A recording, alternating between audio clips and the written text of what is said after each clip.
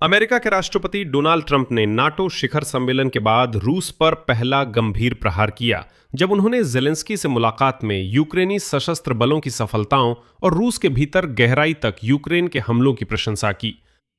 अभी कीव से खबर आई है जिसे क्रेमलिन ने खुशी के बिना स्वीकार किया। सीनेटर लिंडसी ग्रैहम जो कीव में हैं ने बताया कि व्हाइट हाउस और सेनेट ने रूस पर प्रतिबंध विधेयक के अंतिम संस्करण पर सहमति बना ली है, उसी विधेयक की जिसे वॉशिंगटन में लंबे समय से नरकीय और हड्डियां तोड़ देने वाला कहा जाता है। लिंडसी ग्रैहम के शब्दों में लगभग विजय भाव था। उनके अनुसार इस बयान से लगभग आधा घंटा पहले व्हाइट हाउस के साथ उस विधेयक के संस्करण पर सहमति बन गई थी जिसका वो समर्थन करेगा। इसका मतलब है कि दस्तावेज अब कानून बन जाएगा। ये विधेयक क्या है, इसे नरकीय क्यों कहा जाता है और क्या ये युद्ध जल्दी खत्म कर सकता है, हम इस एपिसोड में जानेंगे।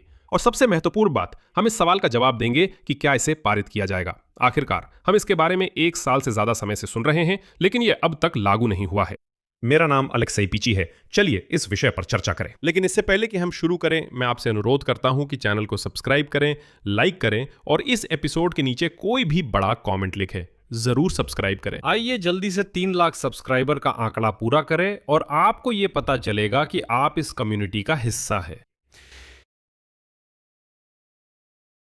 लेकिन राष्ट्रपति ट्रंप यूक्रेनियों की आज़ादी की लड़ाई में उनकी सफलता से हैरान हैं। वो हैरान हैं कि वे लोग कैसे अचानक लड़ाई में कूद पड़े, कैसे वे युद्ध के बाग बन गए और कैसे वे इतनी प्रभावी तरीके से युद्ध में अपनी आवाज़ उठा पाए। वो यूक्रेन से आने वाली तकनीक और ये कैसे हमारी मदद कर सकती है, इससे भी हैरान है। मुझे लगता है राष्ट्रपति ट्रंप जीत पसंद करते हैं और यूक्रेन को विजेता मानते हैं।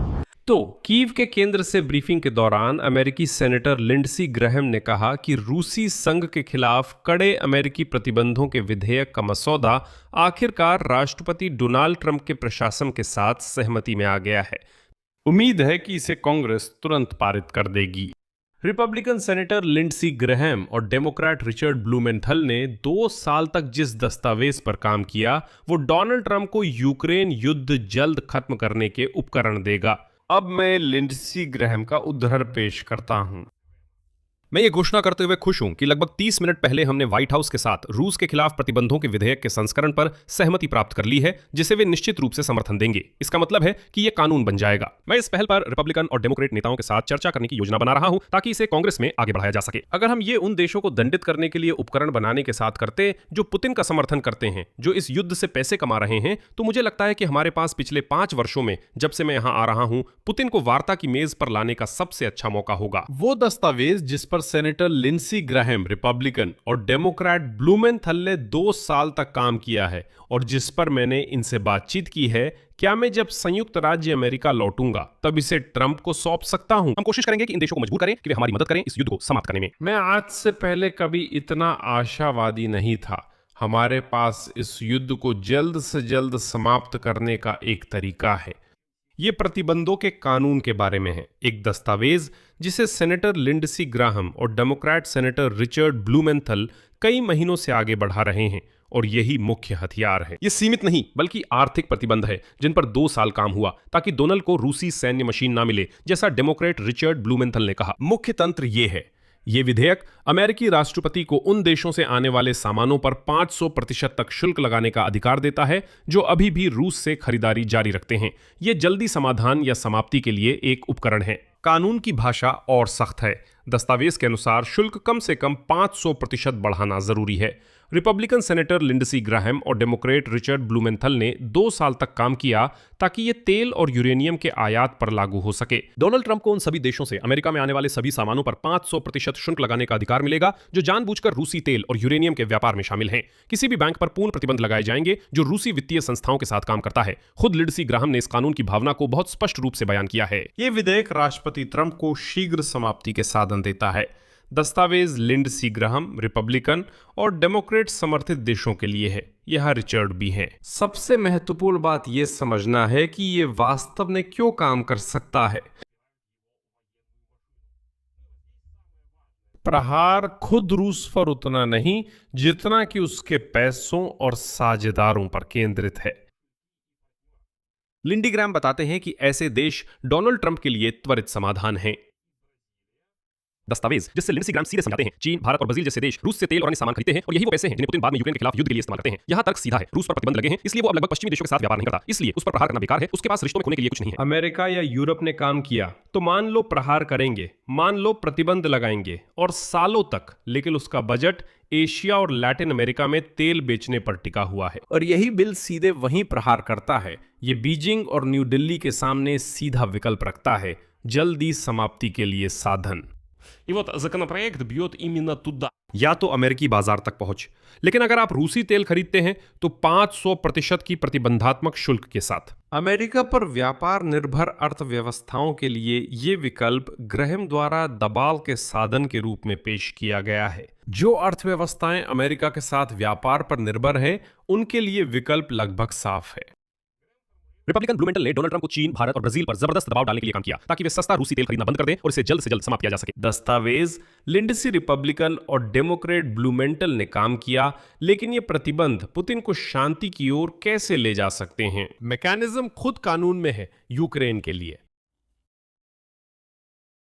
नहीं, ये केवल दिखावा नहीं है बल्कि एक ट्रिगर है। ये प्रतिबंध तब लागू होंगे जब रूस बातचीत से इनकार करे, समझौता तोड़े या नया हमला करे। यानी ये एक अल्टीमेटम की तरह काम करता है जो अपने आप लागू हो जाता है। या तो बातचीत करो या तेल की कमाई खो दोगे, क्योंकि खरीदार 500% टैक्स की धमकी से भाग जाएंगे। और ये सीधा हमला नहीं है, ये उसके सहयोगियों पर हमला है।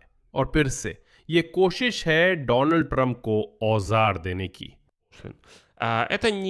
सेनेटर लिंडसी ग्राहम रिपब्लिकन और डेमोक्रेट रिचर्ड ब्लूमेंथाल ने ट्रंप के साथ मिलकर पुतिन पर दबाव डालने वाले दस्तावेज पर काम किया है। ग्राहम का कहना है कि ट्रंप का मकसद नए टैरिफ या पाबंदियां नहीं बल्कि व्लादिमीर पुतिन को जल्द बातचीत की मेज पर लाना है। इस दस्तावेज का राजनीतिक महत्व बहुत बड़ा है क्योंकि इसे 84 या 85 सेनेटरों ने समर्थन दिया है। ये ऊपरी सदन के 2/3 से अधिक है और ये दस्तावेज इतना अहम है कि सेनेटर राष्ट्रपति के वीटो को पार कर सकते हैं। तो इस कानून के पीछे दुर्लभ सहमति है और जो महत्वपूर्ण है, यह टाइमिंग भी संयोग नहीं है। लिंडसी ग्राहम का बयान डेमोक्रेटिक पृष्ठभूमि में आया है जो क्रेमलिन के लिए ब्लूमेंथल से भी ज्यादा खराब हो रहा है। यूक्रेन ने वर्षों काम किया, डोनाल्ड ने शांति समझौते किए, लेकिन व्लादिमीर पुतिन सिर्फ बातें कर नागरिकों की हत्या जारी रखते हैं, ये उनका कथन है। उन्होंने कहा कि पुतिन सिर्फ बातें करते हैं और आम नागरिकों की हत्या करना जारी रखते हैं, ये उनका कथन है। इसी दौरान खुद लिंडसी ग्राहम ने कारण को सख्ती से बताया। व्लादिमीर पुतिन की सबसे बड़ी गलती ये थी कि उन्होंने डोनाल्ड ट्रंप को मात देने की कोशिश की। 6 महीने तक ट्रंप ने पुतिन को बातचीत की मेज पर लाने की कोशिश की। रिचर्ड ब्लूमेंथल ने डोनाल्ड ट्रंप को जवाब देने के लिए हमलों के उपकरण देने पर काम किया ताकि व्लादिमीर पुतिन को अच्छे तरीके से बातचीत की मेज पर लाया जा सके। हमले बढ़ते गए, पुतिन और भी ढीठ होते गए और ये मुलायम खिलौना चूहा पुतिन अपनी हरकतें जारी रखता रहा।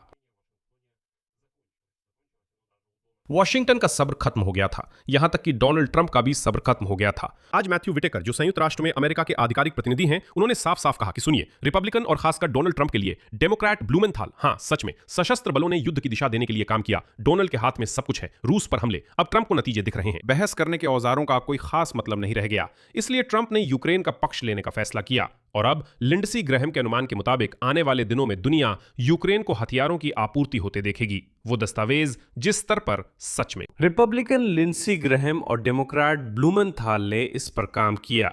प्रतिबंध लगाने और समर्थन बढ़ाने की ताकत ट्रंप के हाथ में है, लेकिन फिर भी ईमानदार रहें। इस तेजी से समाप्ति की उम्मीद यूरोप की ओर से है। 500% वाले शुल्क न केवल रूस पर बल्कि अमेरिका के सहयोगियों और खुद अमेरिका पर भी असर डालेंगे। कुछ विश्लेषक इस स्तर को वास्तविक प्रतिबंध कह रहे हैं। लिंडसी ग्राहम रिपब्लिकन और डेमोक्रेट रिचर्ड ब्लूमेंथल ने कहा कि इससे अमेरिका में कीमतें बढ़ेंगी। इसमें एक और पहलू भी है। कानून में मुख्य बात यह है, राष्ट्रपति को अधिकार मिल जाता है, यानी फैसला उसी के हाथ में रहता है। राष्ट्रपति को अधिकार मिल जाता है, यानी कानून बनने के बाद भी ये दस्तावेज अपने आप लागू नहीं होता। इस हथौड़े का इस्तेमाल करना या इसे अपने पास रखकर सौदेबाजी करना, तो ये नर्क जैसी पाबंदियां अगर आप तुलना करें तो ये दीवार पर टंगी हुई भरी हुई बंदूक की तरह है। लेकिन ये चली हुई गोली बिल्कुल नहीं है। यानी ये बस तैयारी है। अब हम नतीजा निकालते हैं। वॉशिंगटन ने लंबे समय बाद पहली बार अपनी शस्त्रागार से ऐसा हथियार निकाला है जो पश्चिम से अलग थलग पड़ चुके रूस पर नहीं बल्कि उसके आखिरी मददगारों चीन, भारत और ब्राजील पर असर करता है।